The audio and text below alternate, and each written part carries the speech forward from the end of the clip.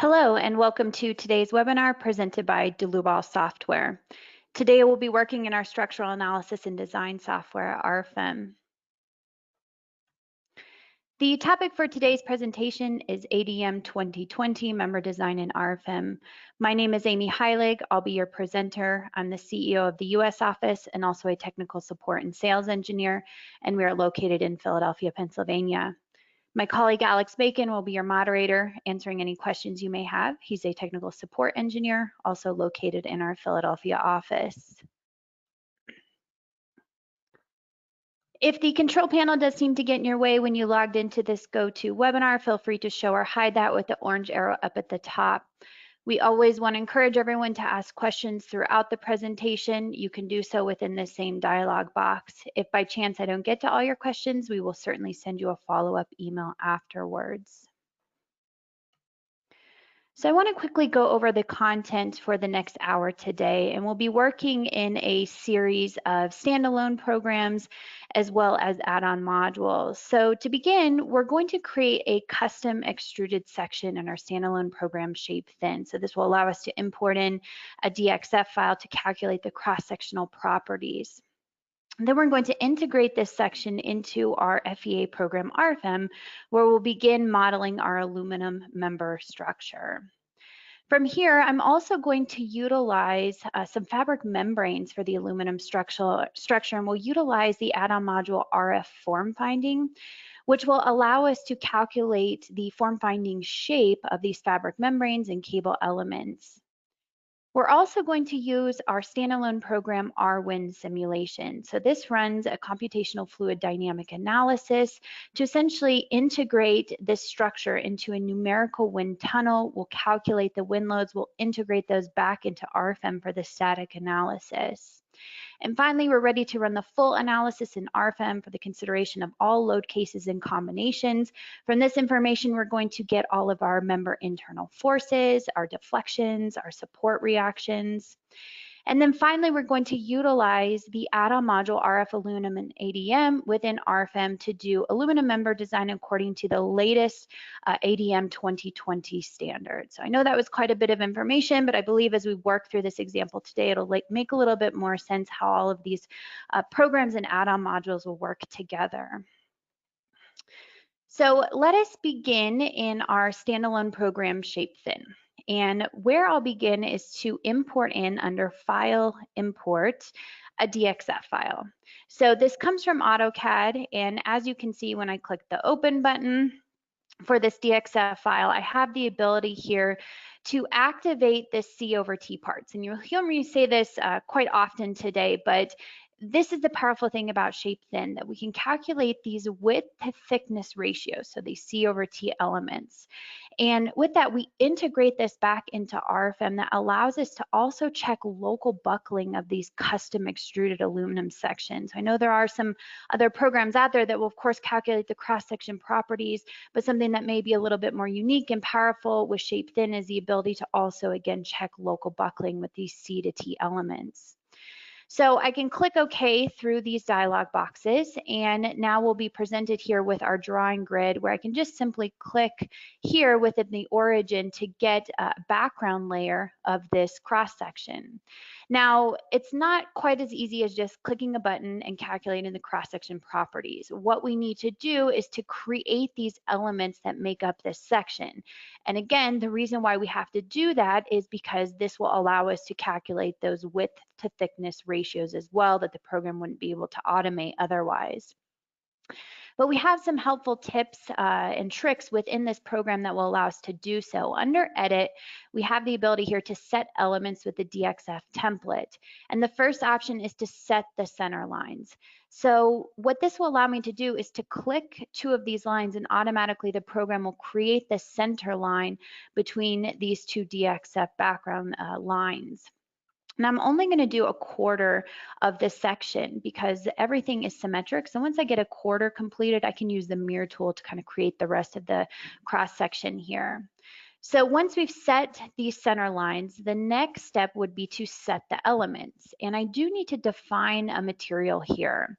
And quite honestly, the material really doesn't matter within shape thin, because what we're going to end up doing is redefining this material once we get into RFEM. But shape thin does require something to be set here in order to calculate the cross-section properties. So you can see that under the ADM standard, we have all of our aluminum materials. Now I added a particular material to my favorites group here that I can just quickly select aluminum 6061. Again, this is really irrelevant because we're going to end up redefining that once we're in RFEM. Then I can simply click on these center lines. You'll notice that the elements are automatically set. Now we do need to clean this up just slightly, and we can do so by dragging and dropping to the relevant points here. And once we do this, which we can zoom in here, with both of these elements on the left, you'll notice that this is the width to thickness element shown here. And the program recognizes what's closed on one side and what's open on the other, which is important for local buckling considerations within the Aluminum Design Manual. So now that we have these elements set here in the upper left, what we can do is to highlight them, and I will unselect my C to T ratio over on the left. I'll use my mirror tool. And a mirror tool is something that we'd see similar in AutoCAD, where we can create a copy, we can mirror about the Y plane, and then I can graphically choose my mirroring point here. I click OK, and now I can see my elements generated at the bottom. And finally, we have the same process that we need to do on the left-hand side, where I'll deselect these elements, these C to T ratios, top and bottom. We use our mirror tool. This time we mirror about the Z-axis. We choose our mirroring point somewhere in the center here. I click OK, and now our element is complete. Now, one thing we need to do, we can only check local buckling of these straight elements. So currently we have these C to T ratios set for the curved elements as well. And if we kept those and we went into RFEM, we'd actually get an error message just saying, hey, we can't check local buckling of these small curved elements. So what I'll do is just delete those altogether on my keyboard, but we still have them for the straight elements here. And we're finally ready to run our calculation. So all I need to do is to click Show Results. The program begins the calculation, and I'm immediately presented with an error. It's telling me that FY for my material is not positive. So what does this mean? Well, if we look at the table for this particular material that I've set, you'll notice that the yield strength and ultimate strength are set to 0. And the reason why for aluminum, we have different strength values depending on if the member is in tension, compression, and shear. So again, we just need to set some arbitrary value here in order to calculate these cross-section properties. So I can just set 35 and 42. It really doesn't matter. I try and run this result again. The program does give me one more warning message just saying the load case was not defined. That's fine. We're not doing a stress analysis within shape thin. We're just calculating these cross-section properties. And now you can see that after the solution is run in our table, here is all of the cross-sectional properties for this custom extruded section, including the area, the moment of inertia. We have here the section modulus, so everything that we'll need to integrate into RFEM. Now, it's really important that we save the calculated results here. If we do not save, once we bring this into RFEM, the program won't know the cross-sectional values. So be sure to save that, and we are now ready to jump into RFEM. So here is our main FEA program, and you can see the interface looks pretty similar to what we just saw within shape thin, but this is where we'll be able to generate our entire structure here. So I have my graphical interface, and I'm going to begin by modifying my drawing grid here, and I'll start off by drawing a few nodes. And I'm going to go up here to my toolbar, and I'll choose New Node, and I can either select it graphically here on my drawing grid, or I can just type in the node coordinates directly. So we'll start off with 0, 0, 20. I hit Enter on my keyboard, and that first node is generated. The second node will be 0, -10, and 17.25. And finally, my third node is going to be 0, -30, and 0. So I have these 3 nodes that are generated that will somewhat form the left side of my arc here. I'm going to draw a new line element, and instead of a straight line, we'll choose this option, an arc. I click on my second point, I click on my third point, and then you can see I can either select the radius graphically or I can type in a radius of 30 feet. I hit enter, and I'm going to take this arc, right click, divide the line by a certain number of nodes, and I will set this to 3 intermediate nodes.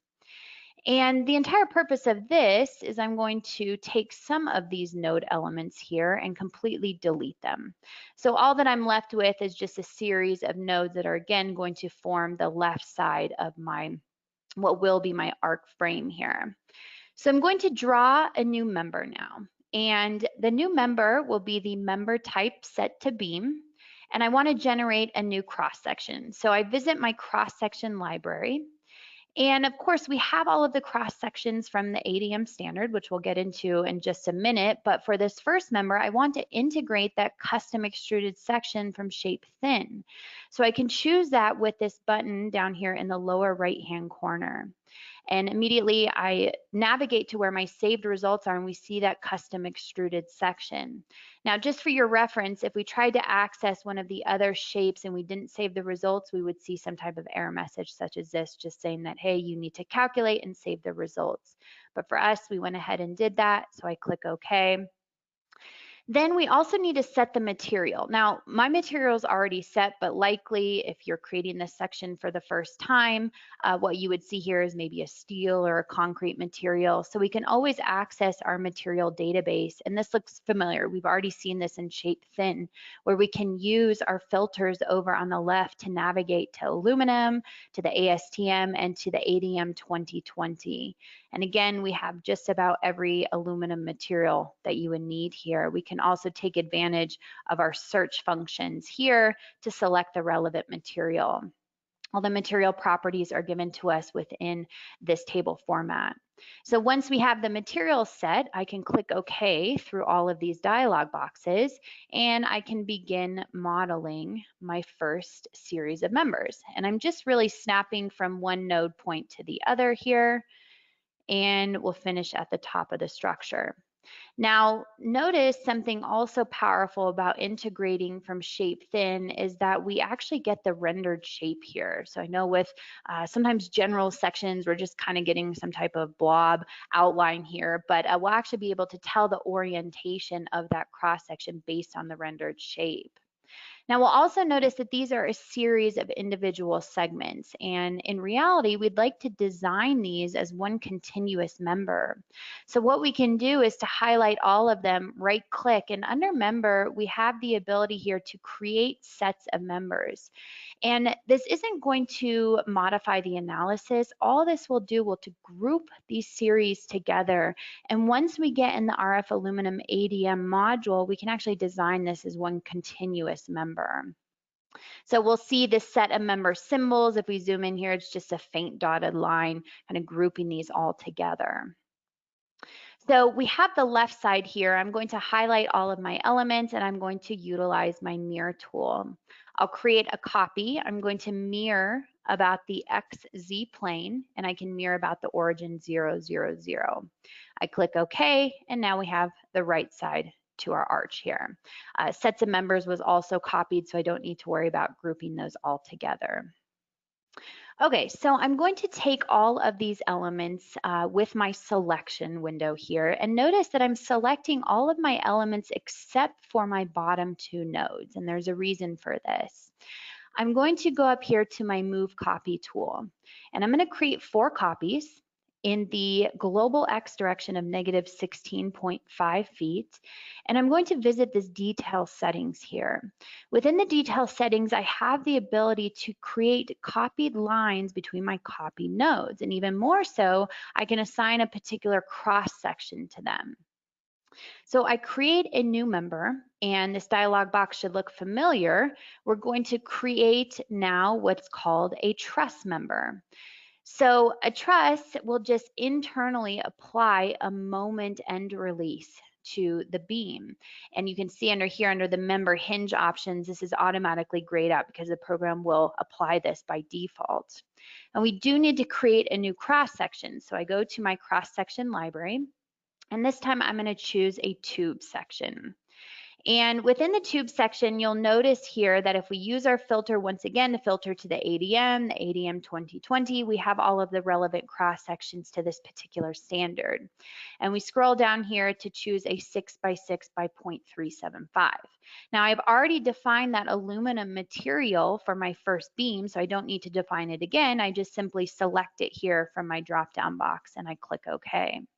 So I click OK through all of these dialog boxes, and now we'll notice that the program has generated these truss elements in between my copied nodes. And under the display tab, if we scroll all the way to the bottom, we can view these members by member type, and now we can see which ones are defined as beams and which ones are defined as truss elements. Now, something to notice about these tube members spanning in between our main frames here, if I turn this to wireframe view and I scroll up here to my display options and I view the cross-section outline. Well, the tube elements are oriented here according to my global X, Y, and Z axes. You know, they're just kind of facing in the vertical direction here.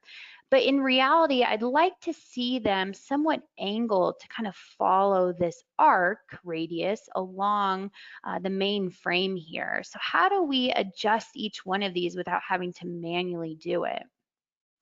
Well, under the Views tab, I am going to select the option here to view the members by type, and I'll select all of my truss elements. So now everything else is grayed out within this model.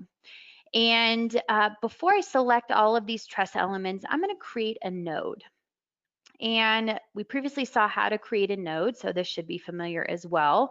The node coordinates will be 0, 0, negative 11.77, and I click OK. So now you'll notice I have this node right down here, kind of at the center of what would realistically be this circle here. So this defines maybe the radius point, the origin point to the radius here. I select all of my truss elements. I double click them to edit, and we have the ability here to rotate each one of these elements based on a help node. And I can graphically select this help node, number 56. I click OK, and now when I zoom in, you'll notice that each one of these are angled and they're pointed directly toward that help node at the bottom. So that's just an efficient way in order to manually apply that angle rotation to all members at once rather than having to individually select them. Okay, so we will turn off the cross-section outlines. Let's cancel our visibility here. And the next thing to do is to address our lateral bracing. And for this, I am going to draw a new member. The member type here is going to be the type tension only. And tension only is exactly as it sounds. It can only take tension forces. The minute it experiences any compression, it's taken out of the calculation. It can be reactivated though. So if we do see tension again in the next iteration, it will be reactivated. Member hinges, everything's grayed out here. Again, because that element is only going to take those tension forces, no moment, no shear, no anything else. So we visit our cross-section library, and for this, I'm going to choose my round bar. And we're going to assume this is some type of cable type element with a diameter of 0.5 inches. Now we do need to define a new material. You can see that in my model, I already have it defined, but once again, we visit our cross-section library. We do have a few manufacturers here if we visit the filters under cable. So perhaps you find your manufacturer here, but most likely you're going to have to create a new material with this button down here to specify the specific material properties for your particular manufacturer that you're using. Now you can see I've generated just a general ASTM cable material for myself for example purposes with the relevant properties. I click OK. And then it's really just as easy as snapping to these points from node to node within this first bay to create my lateral bracing. And I'm only going to do the left side here because once again, we have a symmetric section, so we can utilize that mirror tool. So I'll rotate this structure around. I'm holding down my control key to select all of my X braces. We're going to use the mirror tool. We're creating a copy about the XZ plane. We're going to mirror about the origin. The one thing I need to do here is to uncheck the option to create lines between my copied nodes. I click OK, and now we can see the X bracing on the adjacent side. All right, so we have all of these elements defined. The final thing to do for our supporting aluminum structure here is to go ahead and draw some columns and beams at the front and rear of the structure for additional support. So I'm going to turn on my grid element and we're going to draw a new member. This time the member type will just be a beam. We are going to select our 6x6 that we've already defined with the relevant material. I do want to define a member hinge here. So at the member end, I'm going to create a new member hinge definition. Now the program automatically assumes we want to release the moment about the local Y and local Z axes of the member, and this would be the definition of a moment end release. So we can go ahead and click OK, and now we can see that definition defined here. I click OK, and then it's really as easy as snapping from this origin up to my frame. So I'll do that at 3 locations here. I right click a couple times and I'm going to repeat the new single member. Same exact concept for my small little beam elements, but I am going to apply a member moment release here at both the start and the end. I click OK, and then I'm going to snap to the midpoint of the column on my left. The program detects what is the perpendicular point with my snap settings, and now we have a couple beam elements drawn in here. Now, similar to my main frame elements that we saw before, I'm going to take each one of these series of members that were broken apart because of the beam. I right click and I'm going to create a set of members here for these 3 elements. I click OK. So now we have sets of members defined for those columns. I take all of these elements, I highlight them, I can hold down my control key, and I can actually just drag and drop to make a copy to the rear side. So in all reality, our structure is complete for the aluminum modeling. The final thing to do here is to apply a nodal support at each one of these points down at the bottom. So I can draw a new nodal support, and we'll just use the default option here, which is typical pinned application. I click OK, I can rotate my structure around, and this way I can select all nodes at the bottom. And now you can see I have that pin nodal support applied to each one of these members. So we are going to take the next step and apply the fabric membranes to the rest of the structure utilizing the RF form finding add-on module. Now, because this is an aluminum webinar and I want to focus a little bit more on aluminum, I will jump to an already saved model here where you can see these fabric membranes have already been modeled. So if we're taking a look at one of these, I'll just give a brief explanation here. If I take a look at the surface, the stiffness is set to membrane orthotropic. And I did define a material here. So if we take a look at the material settings, the material model is set to orthotropic elastic 2D. And if we look at the detail settings here, it's exactly as it sounds. With orthotropic, we have different stiffness properties in both the X and the Y direction. So this might be information that we get directly from the manufacturer for modulus of elasticity, shear modulus, and so on. So once I've set the material here, we can go into the detail settings of these orthotropic membranes. And under constant thickness, we've set the thickness to 0.03 inches. And we can view the stiffness matrix. Now notice we only have entries for the D66 through D88 for this surface, and that's because it was defined as a membrane and it will only take tension forces, in-plane tension forces. So that's why we have maybe a smaller stiffness matrix than what we'd see with a typical standard surface. Now finally, this last tab is only available when we've activated this RF form finding module. So what this allows us to do is to set a pre-stress force, for example, and I've set this at 0.07 kip per feet in both the X and the Y direction.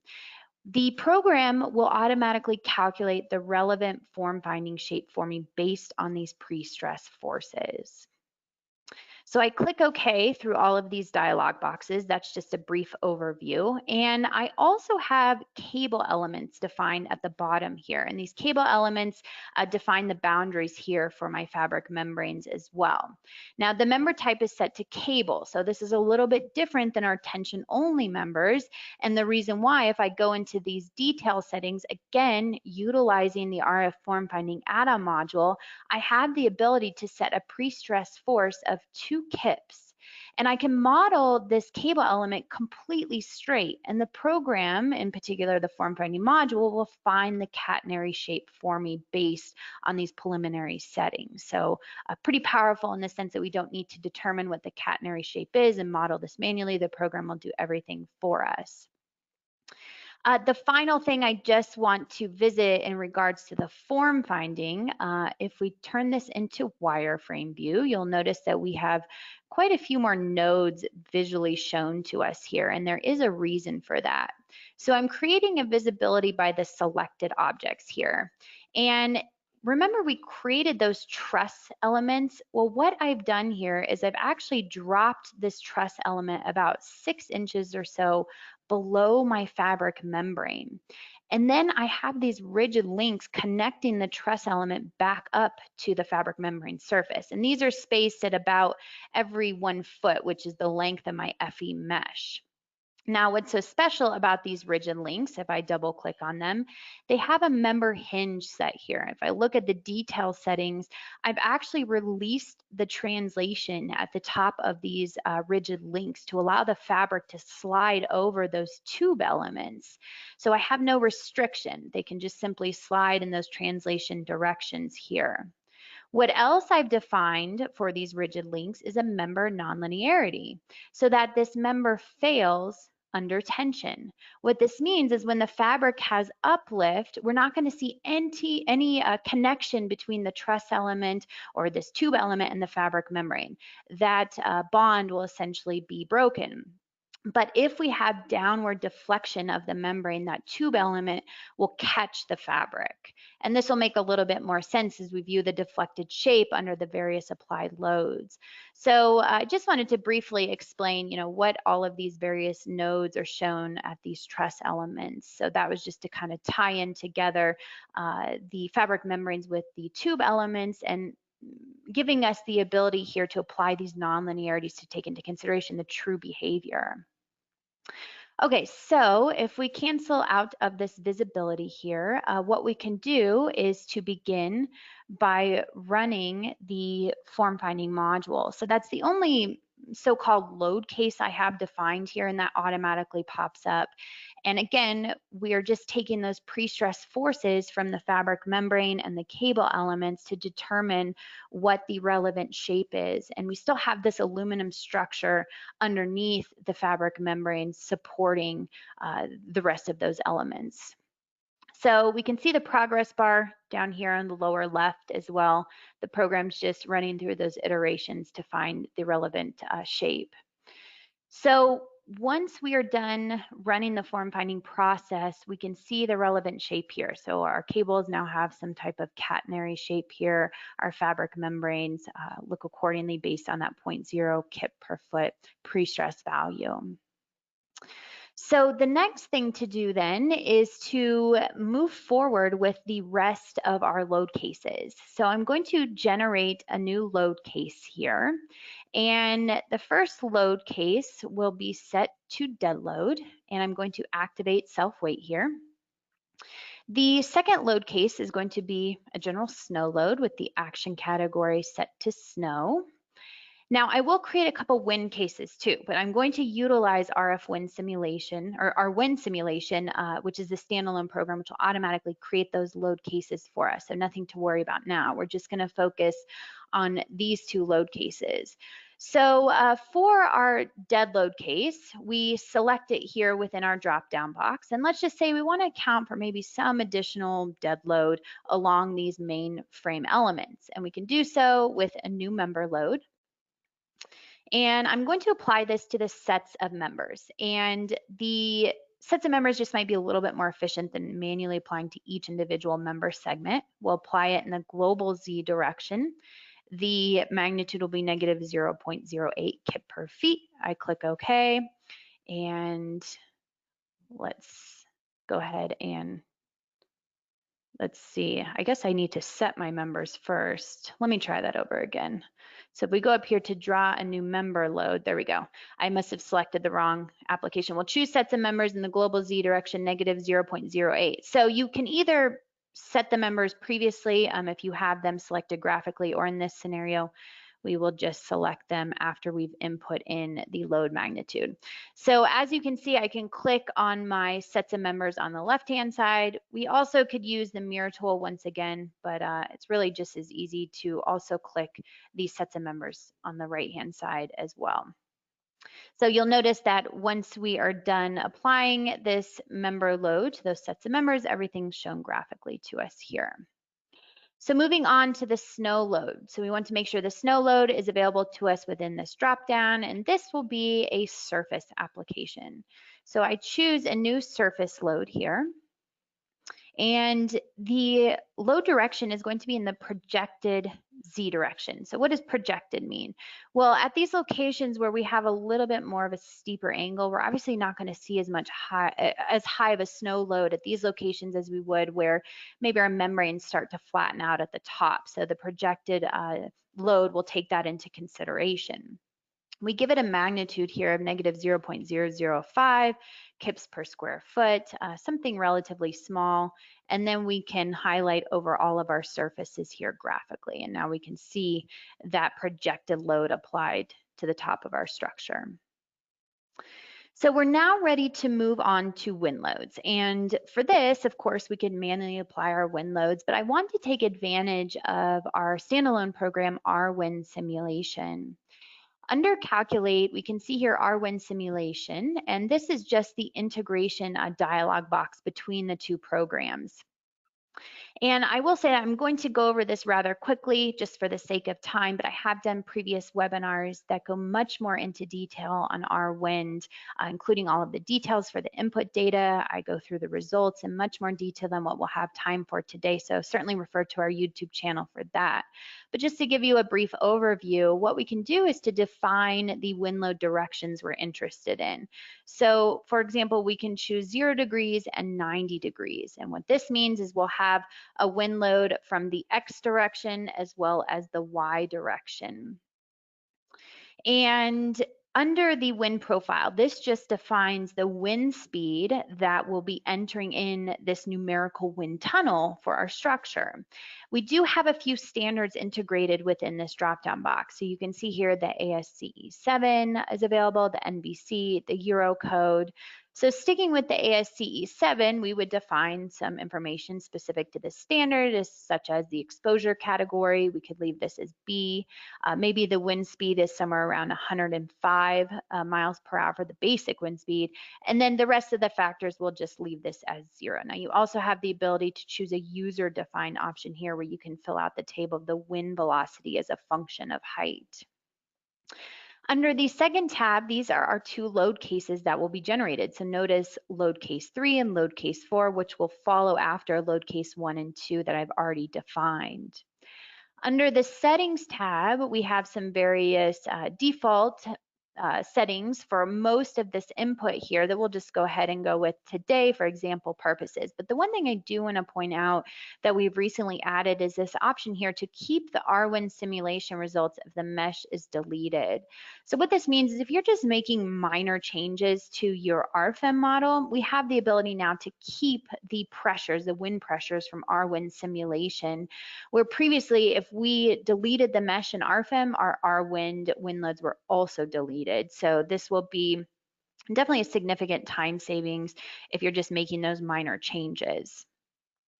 So back under the load cases, what we have the ability here to do is to calculate all in the background, or we can open up any one of these load cases in particular in RWIND simulation. So once again, for the sake of time, I have a model here where I have already calculated these wind load cases. So for example, we can take a look at wind 90 degrees and we can open an RWIND simulation. So what this will do is to launch the standalone program. And what we'll be presented with is initially the results of our structure, just because I've already run that calculation. But this is what is brought in from RFEM. Here is my exact structure, including the fabric membranes, all of my lateral bracing, those tube elements, those custom defined sections. Everything is imported into this numerical wind tunnel that we can see here.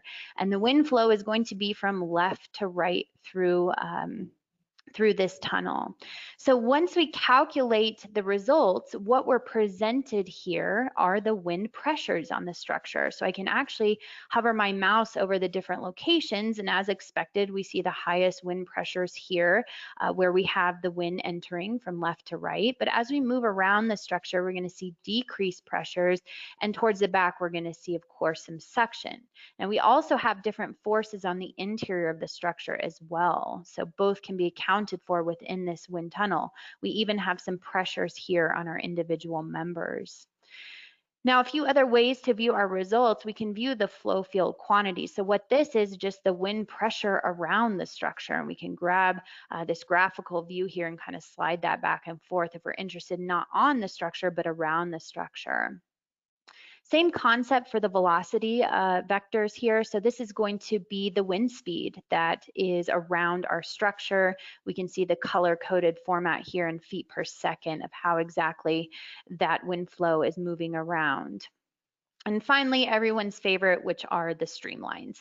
Streamlines are just going to show how those particles are moving up and over the structure. We can see we kind of have a swirl effect on the interior of the structure, which is often hard to capture by just general standards. Of course, those standards may give us some minimum design loads, but it might be interesting for us to take these unique structures in here to kind of see the movement of the wind itself. So we also can activate the streamlines animation. So we can see the exact movement of these particles up and over the structure and again in the interior. So quite a few different ways to view our results as far as those wind pressures in and around the structure. The member forces is also available to us. This might be interesting because this will allow us to graphically see which members are experiencing the highest forces from this wind load. But ultimately, we're referring back to the pressures here, and these pressures are what is going to be integrated back into RFEM. So what I can do is to exit out of RWIND simulation, and what we'll see are a couple more load cases here. Load case 3, wind 0 degrees, and we actually can turn on the view of these loads. Now this is completely overwhelming, but if we zoom in, what we see is happening here is that the program has taken those wind pressures from our wind simulation, it's converted them into forces, X, Y, and Z forces at every single FE mesh point for this structure. So you can imagine how incredibly powerful this is for very unique shaped structures and the ability to calculate these wind loads for really any type. So once we have these 4 wind load cases, or sorry, for these 4 load cases in general, dead, snow, and wind load defined, you can see the program automatically generated all of my load combinations according to the ASCE7. So we're finally ready to run our analysis on the structure. Well, again, I've taken the liberty here just to run the calculation for the sake of time. So once we run this calculation, we are initially presented under our results tab in our project navigator with the deformations. So we can view for each one of these load cases or load combinations, just the behavior of the structure under the applied load. So dead load may look as the following, in addition to dead plus snow. And you can see in this downward deflection, as I talked about, and we'll see this with the following load cases as well, that when we have pressure here on our fabric membranes, these truss elements we can see on the other side are going to catch it. So we have that full integrated behavior between those truss elements and the fabric membrane. In comparison, when we scroll to some of these other load cases where we begin to have uplift here, that's where we're going to see the fabric membrane lift away from those truss elements. So the true behavior between those two elements can be considered with those nonlinear rigid links. So the deflection is important because I believe that this gives us an idea if we've modeled everything correctly, we don't see anything flying off the page. But for aluminum design, we're most likely interested, of course, in our member internal forces. So here we can activate the internal forces graphically. And what I'm going to do under my Views tab is I'm going to select only my sets of members. So now you can see that everything was grayed out in the background. So I just have those sets of members activated. Well, back under the Results tab, this allows me to view the axial forces or normal forces along these sets of members, for example. We can view shear forces in both the weak and the strong axis direction. We might be interested in our moments, which we can see we have some positive bending moments on the exterior. When we look up at the top, we have some negative bending moment. Now, for any one of these members or sets of members, we can always right-click on the element to visit what's called the results diagram. And the results diagram allows me just to view in a bit more detail what's occurring with the internal forces along this full member length. Now, we even can change the load combinations up here at the top. We can export this information to Microsoft Excel. We could add these graphics to our printout report. So quite a bit of information that is available to us just in a bit more detail than what we can see graphically. Now, of course, we can also view the stresses here, the strains for our members, and everything is given to us not only in this graphical view within the Project Navigator, but we can take a look at our member internal forces within table format. So what's nice is that as I'm clicking through this table, you'll notice that everything is synced up in the background. So I have this big red arrow pointing me exactly to where this controlling internal force is, whether it's the axial force, the shear force, bending moment, and so on. This we can also export to Microsoft Excel. And this might be important if we're taking it upon ourselves to do the aluminum member design either manually, maybe with Excel spreadsheets, or perhaps we have some in-house tools. So you can utilize RFEM for the analysis portion only. But of course, in just a minute, we're going to be utilizing the ADM module to get more into aluminum design directly within the program. So in addition to our member internal forces, we have some information on our surfaces as well, but I'm not going to explore that in too much detail today with our fabric membranes. Again, previous webinars that go much more into detail about fabric membrane design within RFEM utilizing the form finding add-on module. We can view our support reactions here. We can see all of this shown to us graphically, and of course in table format, we can see the support forces as well with everything synced up here with our red arrow. So that really gives a complete summary of the analysis portion. And now we want to make the clear distinction that we'd like to jump into the aluminum design module to perform the aluminum design portion of our example today. Okay, so how we can do this is under the Data tab, you can see our long list of add-on modules here. You can see RF-ALUMINUM ADM. I have added this as one of my favorites, so it jumps it up to the top of the list. We also can access our add-on modules here, which they're categorized in a little bit more of a format based on the material types, such as Design for Aluminum. We'll see here RF-ALUMINUM ADM. Now, this add-on module is just going to be a dialog box that pops up within the main program. And sorry about that, jump to shape thin. So just a simple dialog box here. Now, we don't need to remodel any of this information. A majority of all of our information is going to be brought into this add-on module. The purpose is just to define some information that is more specific for the design process. So you can see here over on the right-hand side, we have our drop down to select the various standards. And we have the 2020, which we recently added, both ASD and LRFD, but we still have access here to the 2015 and 2010. For today, we'll be moving forward with the LRFD 2020. Now, before I get into more detail here with the example, I want to jump back to the PowerPoint just to explain some of the updates that have taken place with the 2020 standard. Now, by no means is this a complete list of all of the updates within the 2020. It really is only the relevant changes specific to RFEM and RF-ALUMINUM ADM that I wanted to cover. So what has been updated within our program? The first relates to Chapter B, Design Requirements. So previously in the ADM 2015 Section B22, we had the bridge type structures that were addressed. Well, we'll find within the 2020 that this section was actually removed entirely. So a little bit of history about this is that back in 1967 or around this time period, we started seeing aluminum bridges kind of pop up all over the US. So obviously there needed to be some type of design standard that addressed this. So the ADM took it upon themselves to go ahead and add bridge design into their design standard according to ASD design method. This did require that bridges and buildings have different safety factors. So it wasn't until 1994 that AASHTO published the first LRFD specification, and they actually did include aluminum bridge design for LRFD. So as a result of this, ASD kind of lingered on within the ADM, even though ASD design is no longer permitted for aluminum bridges. So that's why within the 2020, that was completely removed.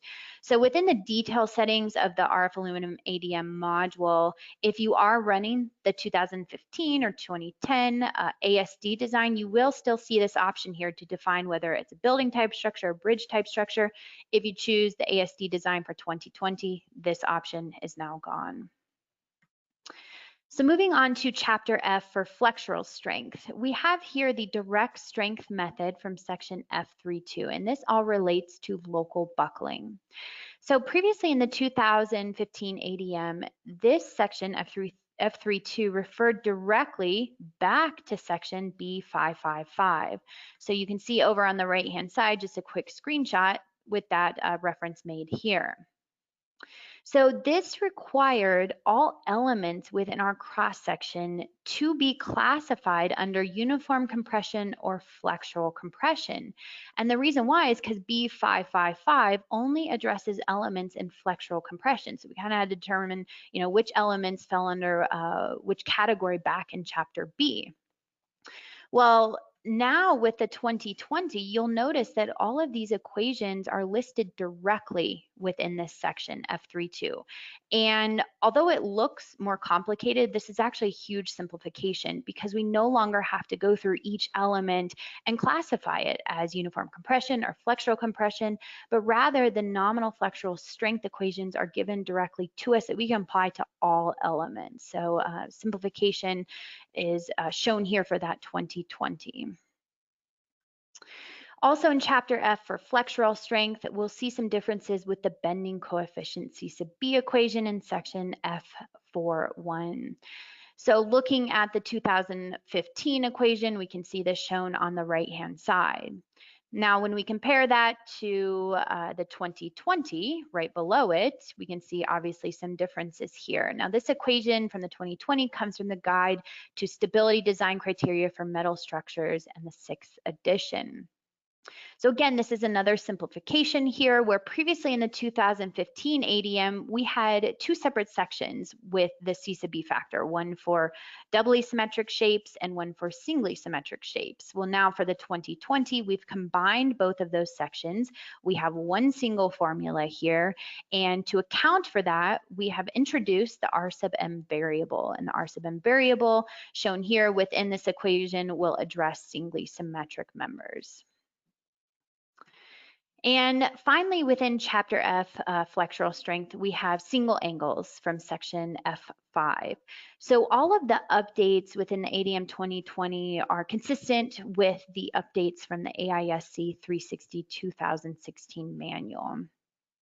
So I don't have a complete screenshot here of the list of all of the changes that were made. So you'll definitely want to refer to the code, but just to name a few, for example, we're seeing a lot of changes here with the lateral torsional buckling strength M sub E from both section F5.1 as well as section F5.2. And F5.1 is going to be bending about the geometric axes, and F5.2 is going to be bending about the principal axes. So again, doing just a quick comparison here, when we look at equation F5.4 for the leg tip and compression, we can see the difference between the 2015 when we compare that to the 2020 with these coefficients here, just a different value. Same thing for the leg tip and tension, equation F5-5, again, different values here for those coefficients.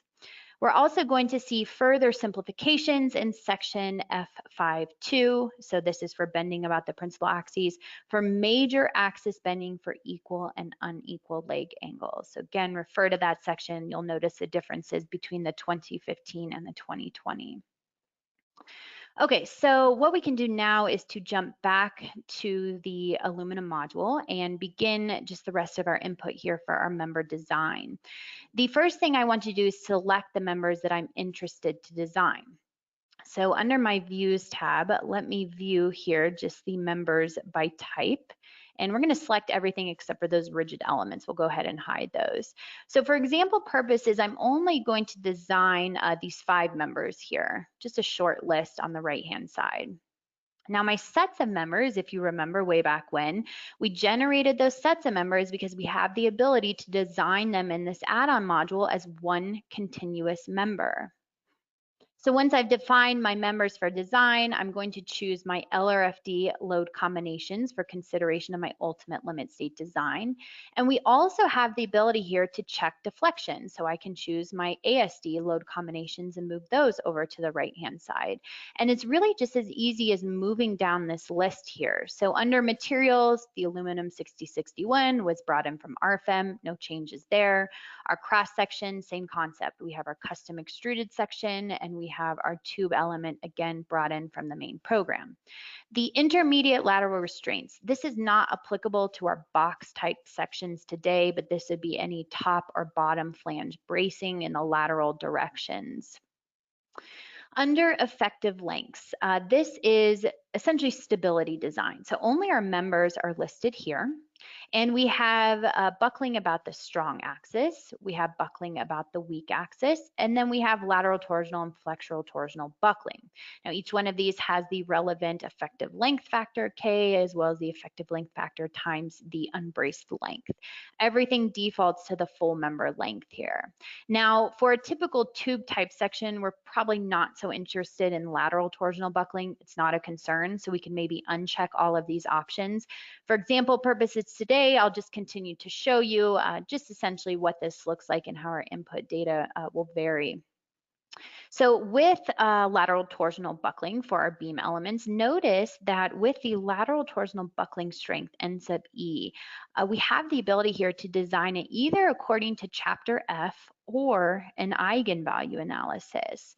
An eigenvalue analysis will actually take this member, remove it from the structure, and run a separate eigenvalue analysis to determine the critical buckling moment. So a little bit more of a theoretical approach. Now, realistically, we should get approximately the same values, whether we choose to design according to chapter F or the eigenvalue, just again, a little bit more of a theoretical approach. We also have the effective lengths for the sets of members. Same concept here, but this only applies to this long set of members. Buckling about the strong axis, buckling about the weak axis, and again, lateral torsional, flexural torsional buckling. Now, I'm going to actually jump down to this next table because this does affect the current table that we're looking at, and this is called nodal supports. So once again, what we're going to do with this set of members here is we're going to extract it from the rest of the model to run a separate analysis underneath the hood for only this set of members. And if I create an isolated view here, what this table has me do is to input in the individual supports for this eigenvalue analysis. So up at the top, we have a support where we've restrained it in the lateral direction. We've also restrained the rotation about the X prime axis, which the axes are shown up here at the top. Down at the bottom, we have an additional support. And for this, what I'm going to do is to restrain it in the lateral direction, but also rotation about the Z prime axis. So rotation about its own axes here, and I'll uncheck rotation about the X prime. But remember, we also have these truss elements framing into each one of these nodes.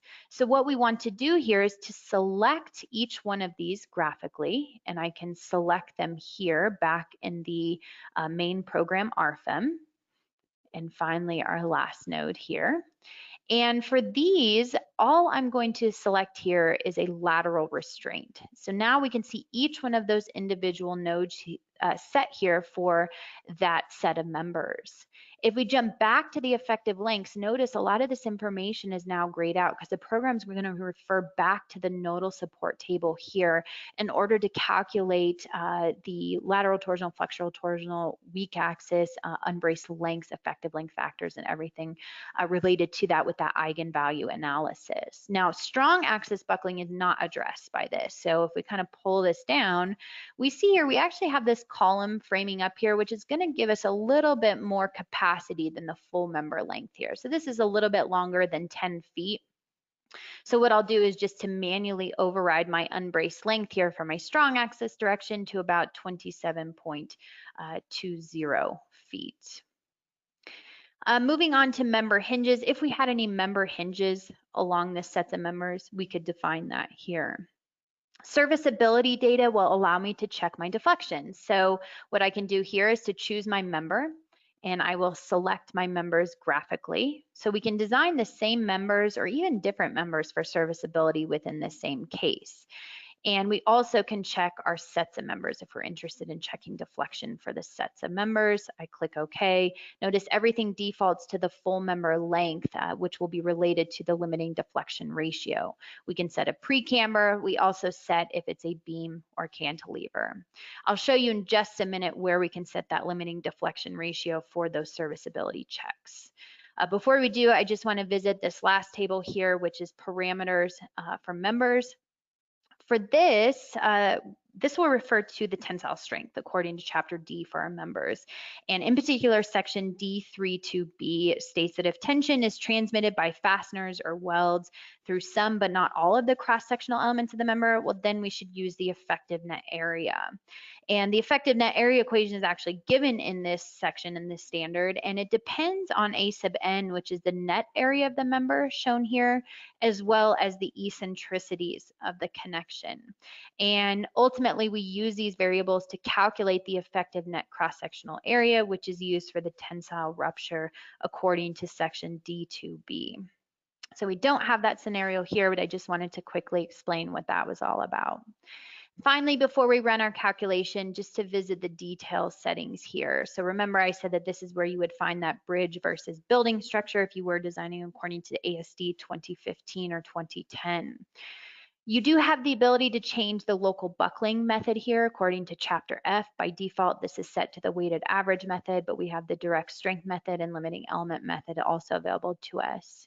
Under the serviceability tab, this is where we can set our limiting deflection ratio.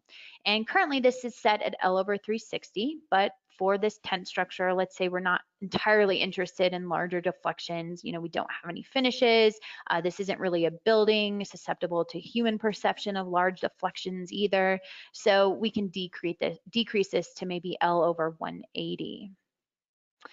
So now that I have all of my input data, we're finally ready to run our calculation. And once again, for the sake of time, as we near the end of the webinar, I have already saved these results within the Aluminum ADM module. So I'm going to pull up the module, and what we see after we run the calculation is our table results here, where we can view the design by member.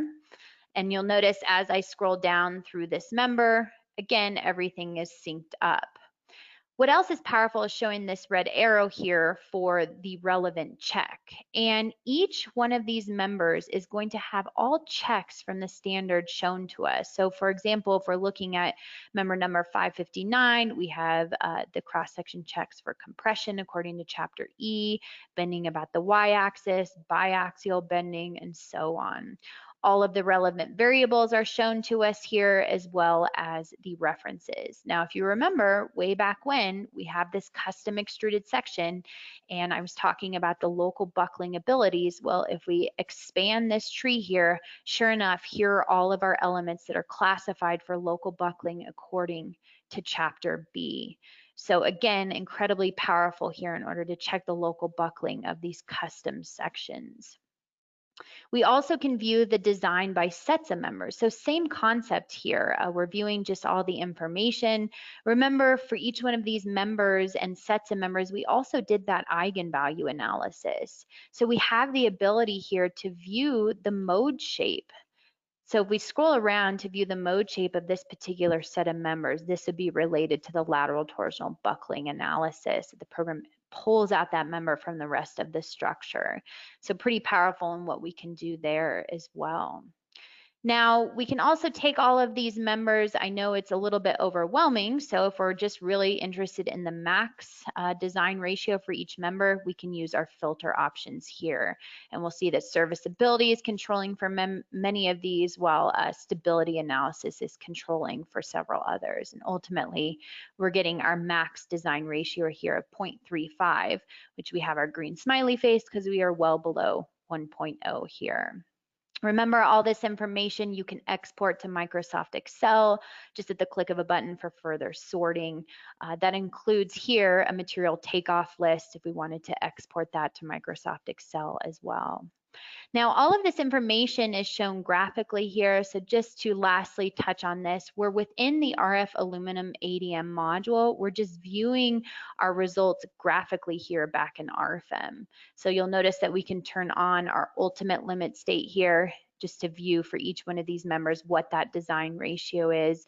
Perhaps we want to turn on the serviceability. We can see serviceability is fairly low until we get to this member down here at the bottom. So again, if we're just interested in viewing this information graphically rather than the table format, it might be interesting for us to view it here back in RFEM. So hopefully that was a quick overview of aluminum member design. This model will be available on our website where you registered for this GoToWebinar, so you can download it and kind of just see all the different settings that I have set. So what we'll do now is go ahead and jump back to the PowerPoint here to conclude our webinar today. As always, I know this is quite a bit of information, but certainly feel free to visit our website at delubal.com to learn more about RFEM, these add-on modules, RWIND Simulation. And again, we have all of these previously recorded webinars that will go into a little bit more detail on any one of these topics on our YouTube channel. I also want to let everyone know that we do have an online training tomorrow at noon Eastern time. It's 4 hours, it's $250, and it's worth 4 PDH as well. So if you're interested in more of the basics of RFEM, such as drawing members, the interface, how to run an analysis, I would certainly encourage you to sign up for that. If you're interested in that, go ahead and shoot us an email at info-us@delubal.com. You can also see our phone number available here to our Philadelphia office. So again, online training tomorrow, or anything else that you have questions about today's presentation or our products, feel free to contact us here, phone number or email at our Philadelphia office. So we will have many more upcoming webinars. You can always register on our website at delubal.com under support and learning webinars. As most of you know, I tend to send out an email about a week before these take place, so keep an eye out for that. PDH certificates will be emailed automatically to all participants today who were here for the full presentation. So it is required from the various states that we are pre-approved providers that the attendees be here for the full 60 minutes. So anyone who qualifies for this, you'll automatically be getting your PDH certificate usually within the next day. So it's not automatic right after the presentation, but usually within the next 24 hours. If you watched with a colleague or under a colleague's registration and you do need PDH, please send that request at info-us@delubal.com. So again, if you yourself did not register for today's presentation with your own name and your own email address, but you were here for the full 60 minutes, please request that PDH to info-us@delubal.com. And with that said, I want to thank everyone for attending today. And as always, we hope to see you at our next webinar. Thank you.